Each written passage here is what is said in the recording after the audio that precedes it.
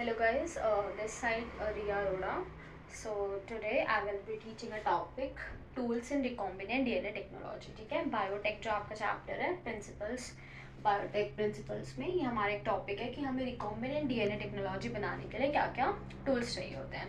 ठीक है, तो रिकॉम्बिनेंट डीएनए हम एक बार पढ़ चुके हैं, बट फिर भी मैं आपको एक बार रिकॉम्बिनेंट डीएनए का थोड़ा सा समझा देती हूँ कि रिकॉम्बिनेंट डीएनए होता क्या है और कैसे कैसे क्या क्या चीज़ें हमें उसके लिए नीड होती हैं. ठीक है, देखो बायो में आपको कोई मीनिंग समझना है किसी वर्ड का तो सबसे इजी है आप उसको ब्रेक करके देखो. ठीक है, जैसे यहाँ पे देखो रिकॉम्बिनेंट डीएनए, आप इस वर्ड को ब्रेक करो, किस चीज़ से मिलके बना है? Recombination. It means a combination of something.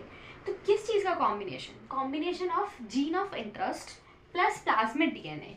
ठीक है, अब ये जीन ऑफ इंटरेस्ट मैंने क्या लिखा है? जीन ऑफ इंटरेस्ट क्या है?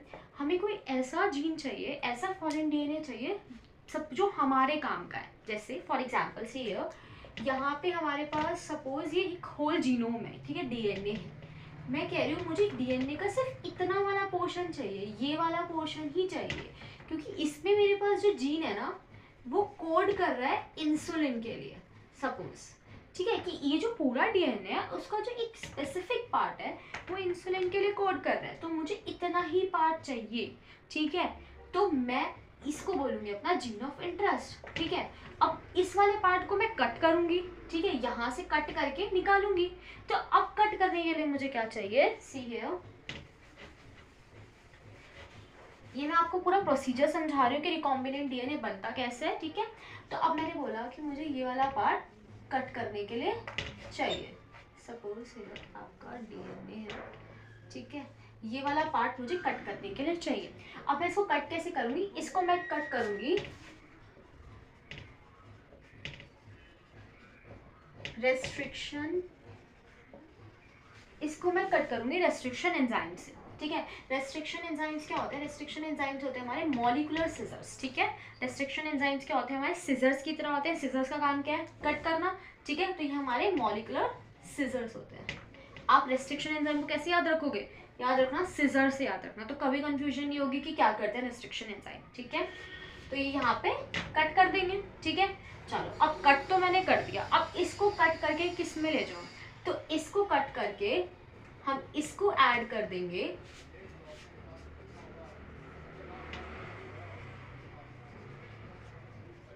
किसके साथ ऐड कर देंगे? प्लाज्मिड के साथ ऐड कर देंगे. ठीक है, प्लाज्मिड हमारा क्या होता है? प्लाज्मिड हमारा वेक्टर की तरह काम करता है, व्हीकल की तरह काम करता है. ठीक है, अब हमने इसे कट तो कर दिया, पर हम इसे लोड भी तो कर रहे हैं, किसी व्हीकल में तो बिठाना है, तभी तो हम इसको किसी होस्ट की बॉडी में लेके जाएंगे. तो वो व्हीकल का काम कौन करता है? हमारा प्लाज्मिड डीएनए. ठीक है, ये सर्कुलर डीएनए होता है, एक्स्ट्रा क्रोमोसोमल डीएनए होता है. तो हम क्या करेंगे, ये हमारे पास जो एक्स्ट्रा क्रोमोसोमल डीएनए है इसको भी क्या करेंगे? यहाँ से कट कर देंगे. किससे कट करेंगे? वही सेम रेस्ट्रिक्शन एंजाइम से, सेम वाले से कट करेंगे ताकि सेम कट लगे. ठीक है, तो यहाँ से कट कर दिया. अब यहाँ से जब ये कट हो गया तो अब मैं यहाँ पे क्या करूँ? अपना ये वाला जीन ऑफ इंटरेस्ट यहाँ पे ऐड ऑन कर दूँ प्लाज्मिड डीएनए में, जो जीन ऑफ इंटरेस्ट मैंने यहाँ पे कट कर रखा था. तो अब ये जीन ऑफ इंटरेस्ट यहाँ पे मैंने प्लाज्मिड डीएनए में ऐड ऑन कर दिया. तो अब ये जब मैंने ऐड ऑन कर दिया तो ये हमारे पास बन गया रिकॉम्बिनेंट डीएनए.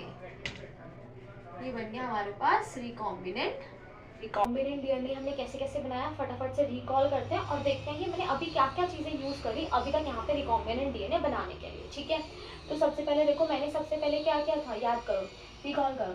सबसे पहले मैंने क्या किया था? मैंने रेस्ट्रिक्शन एंजाइम्स लिए. तो सबसे पहला टूल क्या हुआ? सबसे पहला टूल हुआ आपके पास रेस्ट्रिक्शन एंजाइम. ठीक है, चलो नेक्स्ट क्या हो गया? नेक्स्ट आपने रेस्ट्रिक्शन एंजाइम को कट, आपने क्या लिया था? जीनोम लिया था, उसको रेस्ट्रिक्शन एंजाइम से कट किया था. ठीक है, तो कट करने के लिए मेरे को रेस्ट्रिक्शन एंजाइम्स की नीड हो रही थी.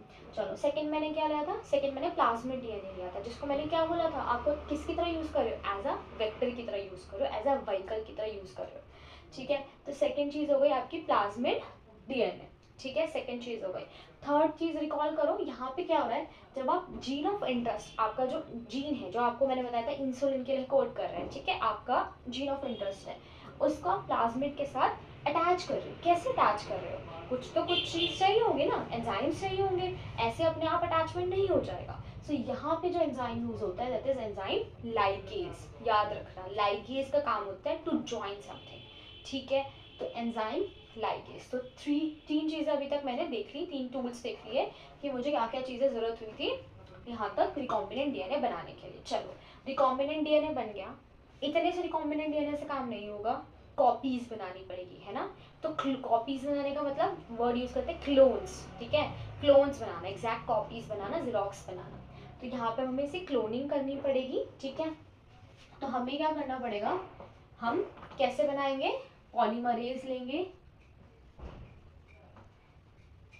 पॉलीमरेज से क्या हो जाएगा आपका डीएनए पॉलीमरेज, आप इसका रेप्लिकेशन करा देंगे, ठीक है। अब आप क्या करोगे, इसको डालोगे होस्ट में। होस्ट आपका कोई भी हो सकता है, ठीक है। किसी भी ऑर्गेनिज्म के अंदर आप इसे अब डाल देंगे, ठीक है। फॉर एग्जांपल आपने बैक्टीरिया के अंदर डाल दिया, इकोलाई के अंदर डाल दिया, तो इकोलाई आपका होस्ट की तरह काम करने लग जाएगा, ठीक है। तो इसकी कई सारी कॉपीज बन जाएंगी। तो अभी तक हमें क्या क्या चीज़ें ज़रूरत पड़ी, ठीक है। आपने सारी चीज़ें देखी कि हमें यहाँ पे होस्ट और डीएनए पॉलीमरेज भी हम टूल्स हमारे रिकॉम्बिनेंट डीएनए के हैं। चलो, इन टूल्स को हम एक एक करके सबको देखेंगे, पर अभी सबसे पहले जो हम टूल देखने वाले हैं वो हमने जो अभी सबसे स्टार्टिंग में पढ़ा था, रेस्ट्रिक्शन एंजाइम्स, ठीक है। तो सबसे पहले हम उन्हीं को देख लेते हैं, बाकी चीज़ों को हम आगे आगे देखते हैं। चलो, रेस्ट्रिक्शन एंजाइम्स जो होते हैं, रेस्ट्रिक्शन एंजाइम्स 2 टाइप्स के होते हैं, ठीक है। एक्सोन्यूक्लियेजेस और एंडोन्यूक्लियेजेस। क्या याद रखना है कि रेस्ट्रिक्शन एंजाइम्स 2 टाइप्स के होते हैं, एक्सोन्यूक्लियेजेस और एंडोन्यूक्लियेजेस। अब दोनों का काम क्या है, ठीक है। देखो, ये आपका डीएनए है, ये आपका डीएनए है, यहाँ पे भी डीएनए है, ठीक है। एक्सोन्यूक्लियस का काम है एंड से कट करना। कहाँ से कट करना, एंड से। अब इसको कैसे याद करोगे, इसको ऐसे याद रखना कि देखो, एंडो वाले में एंड वर्ड आ रहा है, लेकिन वो एंड से कट नहीं करना। तो आप लोग ऐसे रिकॉल रखना कि यहाँ पे कुछ अपोजिट चीज़ होती है, ठीक है, सेम नहीं होता। तो कंफ्यूज नहीं होना कि एंडोन्यूक्लियस एंड पे कट करेगा, नहीं। एंडोन्यूक्लियस स्पेसिफिक पॉइंट पे कट करता है, ठीक है, एंड पे कट नहीं करता। आपका जो एक्सोन्यूक्लियस है वो एंड पे कटिंग करता है, ठीक है। हो गया हमारा रेस्ट्रिक्शन एंजाइम्स 2 टाइप्स के। नेक्स्ट थिंग इज कि रेस्ट्रिक्शन एंजाइम्स में जो ये नाम आता है रेस्ट्रिक्शन, ठीक है। तो ये रेस्ट्रिक्शन वर्ड क्यों आ रहा है ना। रेस्ट्रिक्ट का मतलब क्या होता है, किसी चीज को रोकना, रेस्ट्रिक्ट करना किसी की ग्रोथ को। तो रेस्ट्रिक्ट वर्ड क्यों आ रहा है, बेसिकली होता क्या है, सपोज दिस इज, ये आपका इकोलाई का बैक्टीरिया है, ठीक है। यहाँ पे अटैक किया किसने, बैक्टीरियोफेज ने, ठीक है। बैक्टीरियोफेज आपको पता है इसका ये जीनोमिक डीएनए। बैक्टीरियोफेज क्या होता है, बैक्टीरियोफेज क्या होते हैं, ऐसे वायरसेस होते हैं, फेज वायरसेस होते हैं जो कि किसको इन्फेक्ट करते हैं, बैक्टीरिया को इन्फेक्ट करते हैं, वो होते हैं आपके बैक्टीरियोफेज। तो ये बैक्टीरियोफेज ने जब यहाँ पे इन्फेक्ट किया आपके बैक्टीरिया को, तो यहाँ पे इसने अपना जीनोमिक डीएनए को इंसर्ट किया, यहाँ पे इसका डीएनए आ गया। अब बैक्टीरिया अपने आप को प्रोटेक्ट करने के लिए क्या करेगा, बैक्टीरिया के पास अपना कुछ डीएनए है, ठीक है। तो ये अपने डीएनए पे तो क्या करेगा, मिथाइल ग्रुप ऐड कर देगा, ताकि इसको पहचान रहे कि मुझे अपने डीएनए को कट नहीं करना, जो फॉरेन जो बैक्टीरियोफेज का डीएनए आया उसको कट करना है। तो इसने अपने डीएनए में तो मिथाइलेशन कर लिया, और जो बाहर से बैक्टीरियोफेज का डीएनए आया उसको ये यहाँ पे रेस्ट्रिक्शन एंजाइम्स, इसके अंदर कुछ नेचुरली प्रेजेंट होते हैं, वो इसको कट कर देंगे। तभी हम डिस्कवर कर पाए थे रेस्ट्रिक्शन एंजाइम्स को, जब यहाँ पे कटिंग हुई थी डीएनए, ठीक है। तो इसने रेस्ट्रिक्ट कर दी थी ग्रोथ ऑफ बैक्टीरियोफेज, तभी यहाँ पे नाम आया restriction enzymes. Restrict is to stop, ठीक है। चलो जी, next thing is, so let's discuss the nomenclature of restriction enzymes. I have taken an example. The example here I am going to take is EcoR1. So this is our restriction enzyme. So let's discuss. So the first letter represents the genus, the second letter represents the species, next is strain, then order of discovery.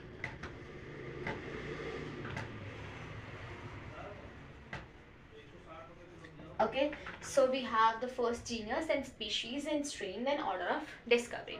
So how would you remember this? The first one is genus, then species. So I have a small trick for you guys.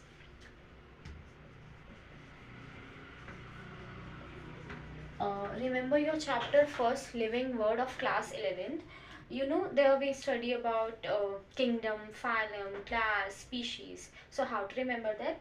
KPC of girls. Okay, so K is kingdom, then phylum, then class, then order, then family, then genus, and then species. So you can remember the first one genus, then we have species. Okay, the third one R is the strain here. Escherichia coli, we have taken this restriction enzyme EcoR1 from the bacteria Escherichia coli. So Escherichia is the genus here, coli you can say is the species here, and R is the strain, and 1 is the order of discovery. Suppose from the bacteria E. coli, we have evaluated, we have taken out this EcoR1, and कुछ time बाद हम उसी bacteria से एक और restriction enzyme निकाल रहे हैं. So the first one will be called EcoR1, उसका डिस्कवरी पहले हुआ, and after that the second one would be 2, सो उसकी डिस्कवरी बाद में. सो 1 represents the order of discovery. Now we have some tips, some important points of the restriction enzymes. So सबसे पहला restriction enzyme, the first restriction enzyme was HIND2. ठीक है, ये किस चीज़ को recognize करता है, कितने पोर्शन को recognize करता है? So it recognizes the 6 base pairs. तो ये 6 base pairs को recognize करता है. तो उस sequence को क्या बोलते हैं? Suppose DNA का थोड़ा सा ही पोर्शन 6 बेस पेयर का, 6 बेस पेयर का जो पोर्शन होगा उसको ये आइडेंटिफाई करेगा, HIND2. सो उस सीक्वेंस को हम लोग बोलेंगे रिकॉग्निशन सीक्वेंस. और अभी तक 230 स्ट्रेन्स में से we have taken out 900 restriction enzymes. ठीक है, सो ये कुछ डाटा है जो आपको याद रखना है. ठीक है, याद रखना HIND2 पहला रिस्ट्रिक्शन एंजाइम था. ठीक है, and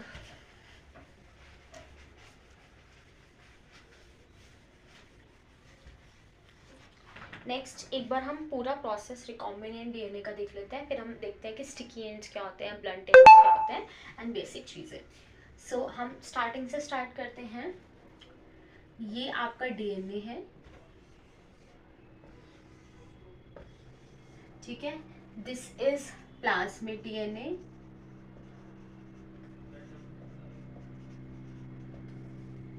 this is foreign DNA या जीन ऑफ इंटरेस्ट. ठीक है, जिसमें हमारा जीन ऑफ इंटरेस्ट है तो इसको आप फॉरेन डीएनए बोल दो. ठीक है, तो जो EcoR1 है ना, EcoR1 एक स्पेसिफिक सीक्वेंस को पहचानता है. अभी मैंने बताया that is called recognition sequence. So what's that recognition sequence? It's GAATTC.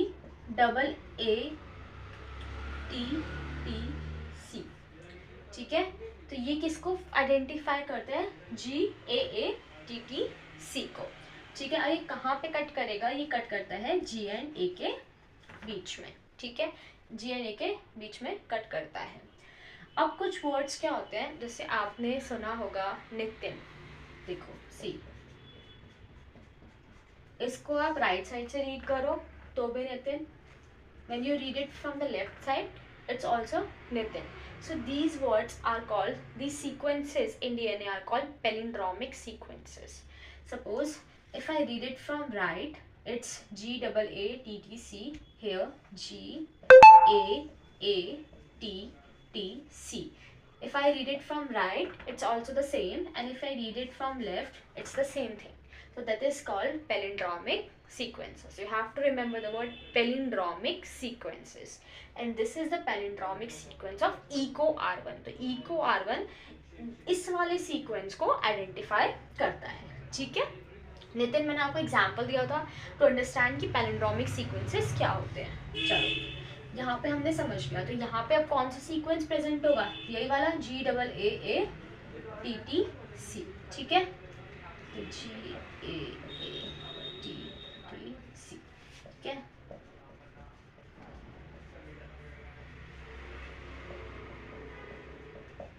तो यहाँ पे हमने EcoR1 को अटैच किया.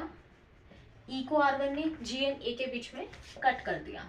ठीक है, तो G and A के बीच में यहाँ पे इट कट्स हेयर, ठीक है, स्पेसिफिक पोजीशन पे। अब क्या होगा, यहाँ पे कुछ एंड्स बन जाएंगे सपोज, तो यहाँ पे G, यहाँ से सारा पोर्शन कट हो गया, सो बाकी का पोर्शन वैसे का वैसा हमने अटैच कर दिया। सेम यहाँ पे हुआ,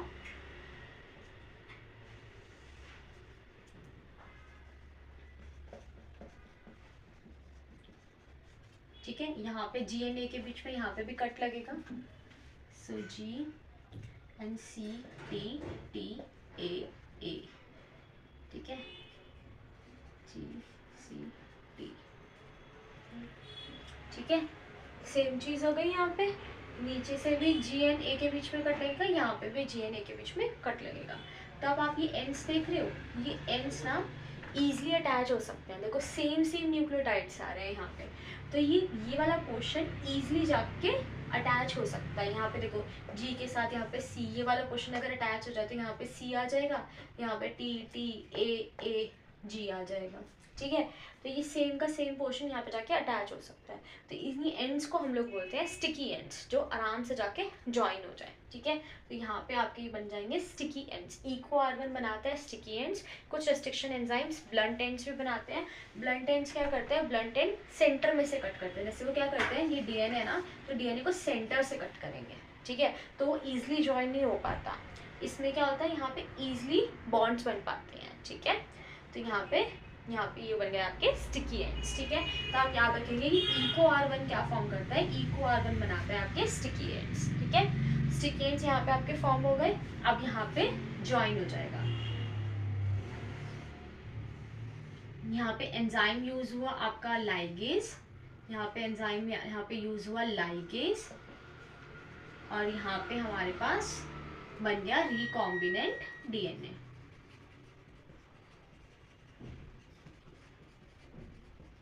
और इस रिकॉम्बिनेंट DNA में हमारे पास यहाँ पे जीन ऑफ इंटरेस्ट आ गया, और ये हमारे पास प्लाज्मिड DNA है, ठीक है। आगे का प्रोसेस मैंने आपको बताया था, आगे क्या करते हैं, आगे हम क्लोनिंग करेंगे, होस्ट में डालेंगे, मल्टीपल कॉपीज बनाएंगे, वो सारी चीज़ें हम करेंगे। चलो next for now we have to do is just conclude the things.